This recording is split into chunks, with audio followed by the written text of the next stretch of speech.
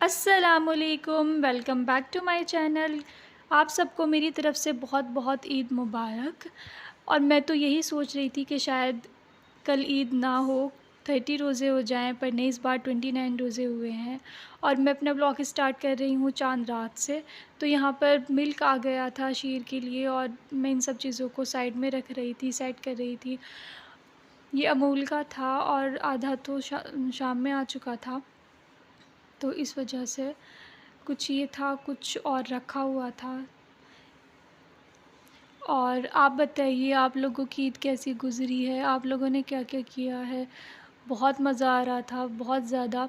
फिर उसके बाद यहाँ पर ये सब दूध एक बर्तन में निकाल लिया। मुझे बड़ा शौक़ लगता है कि जो ये डब्बे की चीज़ें होती हैं ना, जैसे कि जूस हो गया या फिर ये मिल्क आता है जो डब्बे का, कोल्ड ड्रिंक वग़ैरह होती है, केक वग़ैरह होता है, इन सब चीज़ों को मुझे निकालने में बड़ा मज़ा आता है।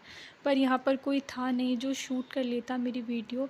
फिर यहाँ पर जो मेरी मम्मा हैं वो कर रही थी ये सब काम। फिर उसके बाद जो मेरी सिस्टर हैं वो आ गई थी मेहंदी लगवा कर। और मेरा भी बहुत मन था, लेकिन मुझसे आती नहीं थी और मैं जा नहीं सकती थी बाहर, क्योंकि घर में भी काफ़ी काम थे। तो फिर मैंने सोचा कि मैं क्यों ना तुम्हारी मेहंदी कॉपी कर लेती हूँ। और यहाँ पर देखिए जैसी-तैसी मैंने मेहंदी लगा ली है, बल्कि अपना हाथ भी ख़राब कर लिया है क्योंकि मुझसे आती तो है नहीं, लेकिन फिर भी मैंने कोशिश की है। ख़ैर कोई नहीं, कलर तो आ ही जाएगा ना, जैसी भी लगाई है। उसके बाद यहाँ पर स्टार्ट हो गई थी शीर बनना। उसके बाद मैंने जो मेरे टाइप का काम होता है, जैसे कि बिरयानी, कबाब वग़ैरह, इस तरीके की चीज़ें, और भी मैंने बहुत सी चीज़ें बनाई।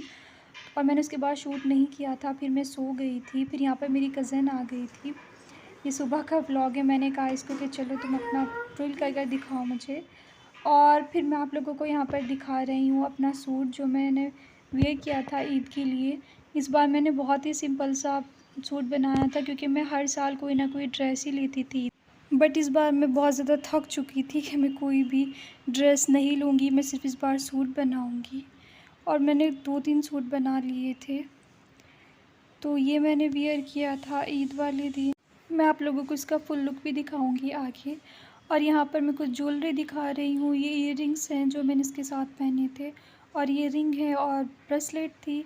मैं सिर्फ रिंग और इयररिंग्स ही पहनती हूँ, ज़्यादा ज्वेलरी अच्छी नहीं लगती, सिर्फ मिनिमल सी ज्वेलरी जो होती है वही अच्छी लगती है।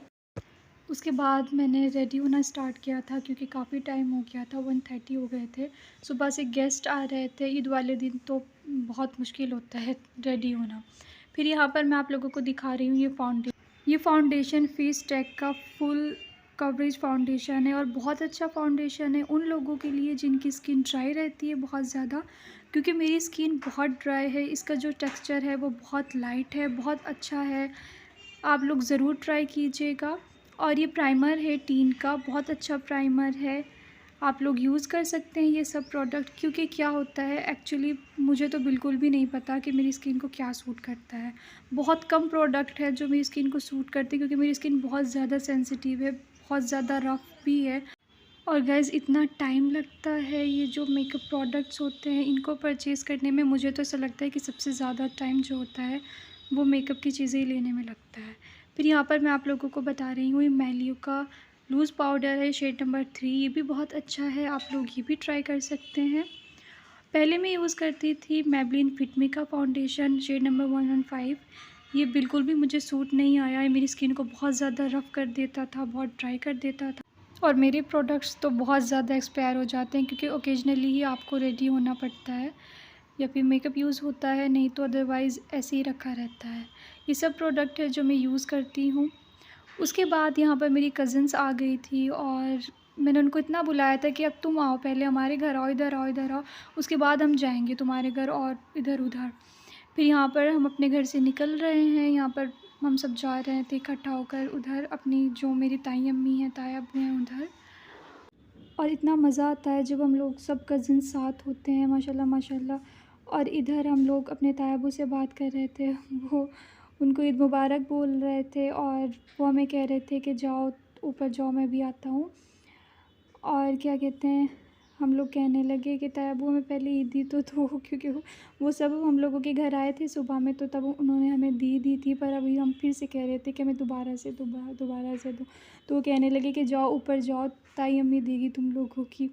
फिर हम लोग जा रहे हैं यहाँ पर अपनी ताई अम्मी से मिलने के लिए। Hello guys, this is me, Moira Masih.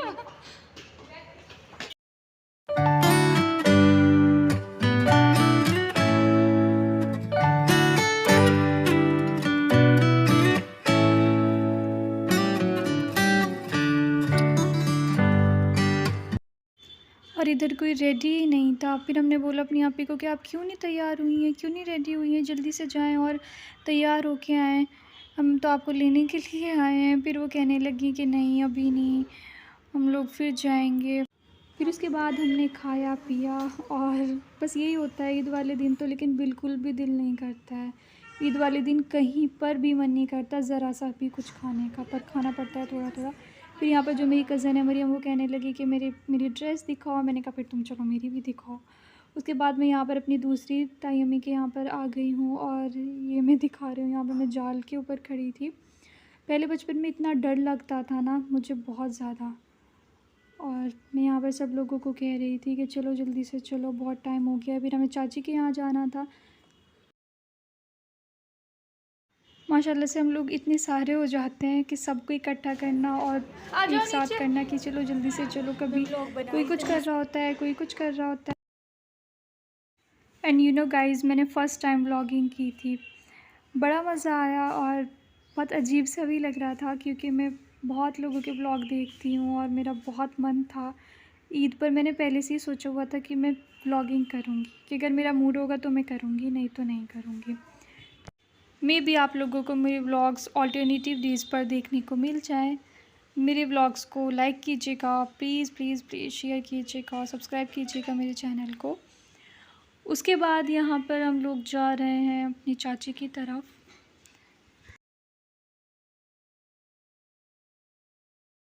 और मैं नीचे भी आ गई थी, लोग अब तक ऊपर ही थे। मैंने कहा तुम लोगों को जाना है या नहीं जाना। बहुत ज़्यादा लेट हो गया था, 3 बज गए थे। फिर हमें पप्पू के यहाँ भी जाना था। फिर उसके बाद से फिर हम लोग ताया अब्बू से मिलने के लिए आए। उनके टाटा बाय बाय, अब हम लोग जा रहे हैं। और ये हम निकल गए हैं दूसरे घर, चाची की तरफ।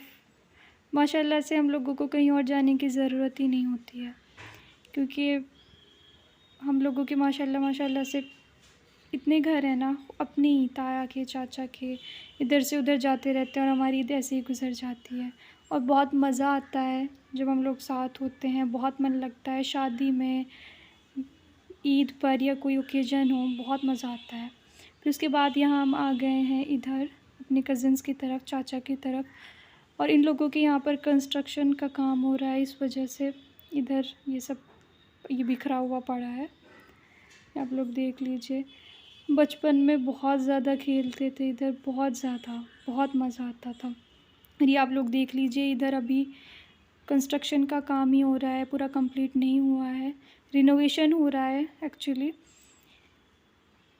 और मुझे बहुत अजीब लग रहा था यहाँ पर आकर। मैं बोल रही थी अपनी कज़न से, मैंने कहा यार ये तो बहुत ज़्यादा चेंज लग रहा है। और इधर से तो बिल्कुल सेम वही है।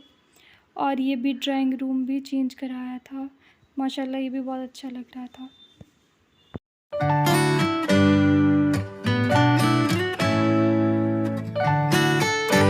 फिर उसके बाद इधर मेरी चाची आ गई थी और हम सब उनको ईद मुबारक बोल रहे थे। और ये जो छोटी सी है ना, ये सित्रा, ये बोलने लगी कि अब मम्मा आप मुझसे तो मिली ही नहीं हो, ईद मुबारक। तो कि चलो मुझे भी गले लगाओ और मुझे भी बोलो कि ईद मुबारक। और ये देखिए बहुत अच्छा लग रहा था माशाल्लाह, क्योंकि पहले से तो बिल्कुल ही चेंज हो गया था drawing room. And you know guys, मेरे साथ क्या हो रहा है, जिस चीज़ का मैं व्लॉग करना चाहती थी ना कि व्लॉग करूँगी, मैं भूल जाती थी। और फिर बाद में मैं ये सोचती थी कि यार शीट, मुझे तो इसका व्लॉग बनाना चाहिए था। अभी स्टार्टिंग है ना, तो इस वजह से ऐसा हो रहा है। और यहाँ पर जो मेरी कज़न्स हैं उनका फ़ोटोशूट हो रहा था, मैंने कहा चलो जल्दी से अब तुम लोग अपना फ़िनिश करो, उसके बाद मेरी भी पिक्चर्स क्लिक कर दो। और यहाँ पर ये सब मैस हुआ है क्योंकि कंस्ट्रक्शन का काम चल रहा है। और यही मेरा व्लॉग था। अगर आप लोगों को इसका सेकंड पार्ट देखना है तो प्लीज़ मेरे चैनल को सब्सक्राइब कीजिए, लाइक कीजिए मेरी वीडियोज़ को। Bye guys.